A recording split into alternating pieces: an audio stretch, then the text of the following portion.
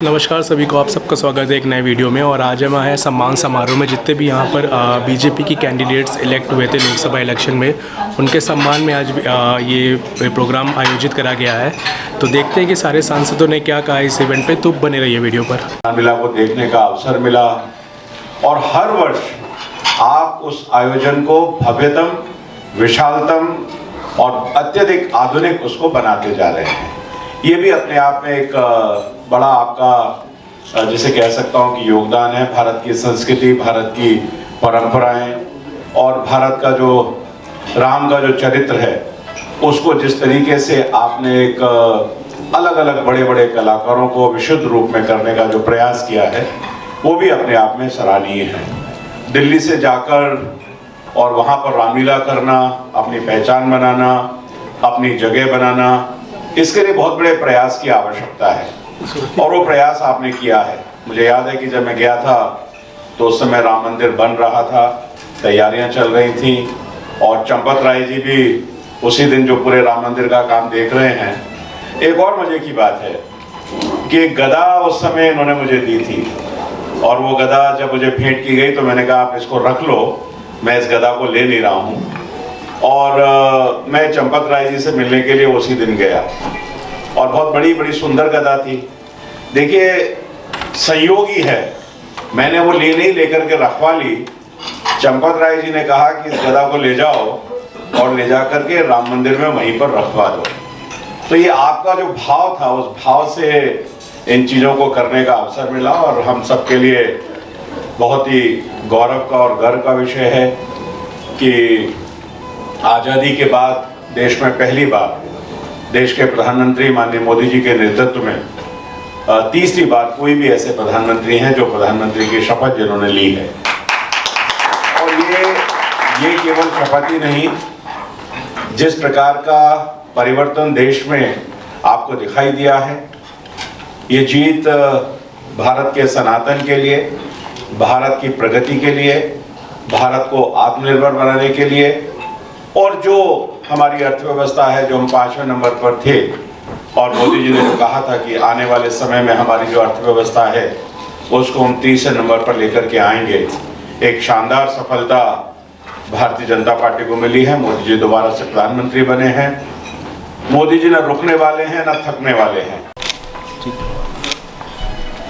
मैं चाहूंगी सर आप दो शब्द हमारे साथ जरूर साझा करें, मैं सुनना चाहूंगी आपके मुंह से। हमारे दिल्ली विधानसभा में विधायक दो बार जो दूसरी बार विधायक बने हैं और हमारे वरिष्ठ नेता अनिल वाजपेयी जी, भाई नीरज बसोया जी मेरे साथ विधानसभा में मेरे साथी रहे, डॉक्टर पवन वत्स जी और सभी उपस्थित साथी और बहुत भव्य कार्यक्रम करने की गोई भाई की आदत रही है और आज भी इन्होंने बहुत अच्छा कार्यक्रम रखा है। वो तुलसीदास जी ने कहा है ना कि होई सोई जो राम रचि राखा, का करी तर्क बढ़ावे साखा। तो जो शुरुआत की है बोई भाई ने, वो एक सपने की तरह से, कोरोना काल का समय था और लोग अजीब सी मनस्थिति में उस समय लोग थे और उस समय जो विचार आया कि अयोध्या में रामलीला की जाए और उस विचार को इतना सार्थक रूप देके इतना अच्छा कार्यक्रम बॉय भाई ने उसकी शुरुआत की और सोहम मलिक जी बॉय भाई के बेटे भी हैं और साथी भी हैं। बहुत अच्छा कार्यक्रम रहा और हर साल जैसे अभी सतीश जी ने कहा कि वो एक नए रूप में अयोध्या की रामलीला हमें देखने को मिलती है। हर बार अच्छे से और ज्यादा अच्छा कार्यक्रम करने का प्रयास रहता है और सब लोगों का बहुत विशेष सहयोग मैं देख रहा हूं। जो भी एक बार बॉबी साहब के साथ जुड़ा वो जुड़ता ही चला गया और कारवां बड़ा होने के साथ साथ और बड़ा एक बहुत अच्छा वातावरण बनाते हुए ये रामलीला का जो मंचन है इसको एक साकार रूप दिया है। जोरदार तालियां और अभिवादन अनिल कुमार वाजपेयी जी का। मेरे पारिवारिक सदस्य भी हैं, माननीय सतीश उपाध्याय जी, मंच पर हॉल में उपस्थित सत्यप्रकाश राणा जी जो भारतीय जनता पार्टी के वरिष्ठ नेता रहे हैं और आज भी हैं, और दिल्ली विधानसभा के पूर्व सदस्य भी रहे हैं, माननीय गोयल साहब, इस कार्यक्रम के आयोजक बॉबी भाई के बड़े भाई परवीन चौधरी जी मेरे व्यक्तिगत मित्र हैं और ये इनके छोटे भाई हैं, तो इस नाते इनके साथ छोटे भाई का रिश्ता भी है। और मैं एक बात कहना चाहता हूं कि जब रामलीला की जब शुरुआत हुई तो बाबू भाई ने कहा एक बार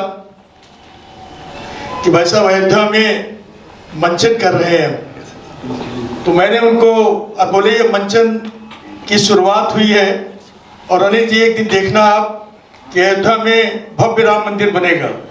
तो मैंने आपको 2 लाइन लिखकर मैसेज में भेजी थी तुलसीदास जी की 2 चौपाई कि सुन सी सत्य आशीष हमारी और पूजई मन कामना तुम्हारी, और पर्वत नगर कीजिए सब काजा और हृदय राग कौशलपुर राजा।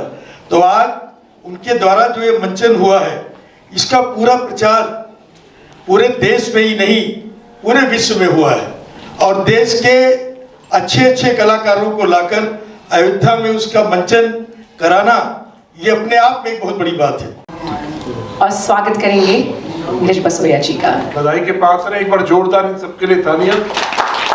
हमारे बड़े भाई सतीश उपाध्याय जी जब हम यूनिवर्सिटी में थे तो स्टार थे, तो सत्यप्रकाश जी भी हमसे 1 आध साल सीनियर है, लेकिन जब हम यूनिवर्सिटी में पॉलिटिक्स करते थे तो जब एबीपी वाले आते थे तो सारे कहते थे सतीश जी घूम रहे, तो बड़ी कठिनाई का समय था हमारे लिए कि जब हम दूसरी पार्टी में थे तो जब हम कैंपेनिंग करते थे तो अपनी, तो सतीश उपाध्याय जी का एक ऐसा नाम था, यूथ आइकॉन थे, तो दूर से खड़े होकर देखते थे, ड्यूटी इनकी लगाते थे कॉलेज सत्यप्रकाश भाई, तो ये कहते सतीश उपाध्याय जी आ रहे, जब तक हम पर्ची तो जरूर बांटेंगे। तो हम कहते थे यार रहने दो तुम सब है, तो आपके सामने मंच पर आना हमारे लिए बड़ी सौभाग्य की बात है। सतीश उपाध्याय जी, सतीश राणा जी, हमारे सत्यप्रकाश राणा जी हमारे बड़े भाई हैं, जितने भी समिति के जितने भी सदस्य हैं, आपको इतना बढ़िया प्रोग्राम करने के लिए, उसे धरातल पर उतारने के लिए एक बार बहुत बहुत शुभकामनाएं। बाबू भाई बहुत बहुत धन्यवाद आपका।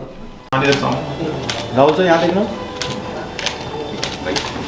तो सिर्फ ये बता दूं कि हम लोग इस हॉल में अयोध्या जी की रामलीला की चर्चा करते हैं, हम प्रेस कॉन्फ्रेंसेस करते हैं, लेकिन सतीश जी मैं दिल की गहराई से आपको ये बोल रहा हूँ कि उस समय अयोध्या जी में 22 जनवरी को मुझे लगता है कि -3 डिग्रीज टेम्परेचर होगा, और उस -3 डिग्रीज टेम्परेचर में ये सब लोग सिर्फ अपनी भक्ति के लिए वहाँ पर सारे कपड़े जितने पहनने होते हैं, रामायण में आपको बताइए कितने पहनने पड़ते हैं, और उसके बावजूद भी वहाँ पर ठुठरते हुए उन्होंने रामलीला करी, और इसलिए करी। और मेरे को लगता है कि हम सबसे ज़्यादा इन लोगों की वजह से, इनकी जो बदौलत है, इनकी वजह से जो ये रामलीला हमारी सफल हुई। तो huge round of applause for all.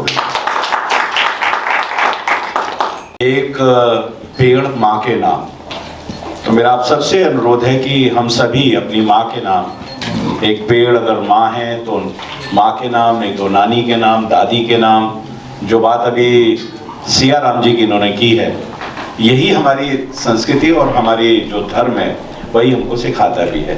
तो मेरा आपसे अनुरोध है कि सभी लोग एक पेड़ जरूर अपने पर्यावरण के संरक्षण के लिए और अपनी इस धरा को हरा भरा करने के लिए इस अभियान में भाग लेंगे। इतना ही मेरा आपसे विनती थी। अमित कुमार यादव जी से मैं निवेदन करूंगी, अमित कुमार हलावत जी से, करण शर्मा जी से मैं निवेदन करूंगी, वाइस चेयरमैन है। छोटे भाई शुभम मलिक, सत्यप्रकाश राणा जी, हमारे विधायक अनिल वाजपेयी जी, हमारे मोर्चा के अध्यक्ष सागर त्यागी जी, राज बाबू, बॉबी जी को मिलकर अच्छा लगा मुझे। इतने दिनों से घूम रहा हूँ, पहली बार हाथ उठा के बात करने का मौका मिला।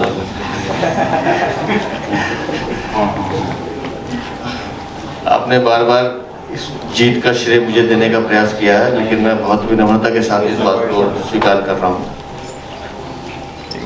दिल्ली में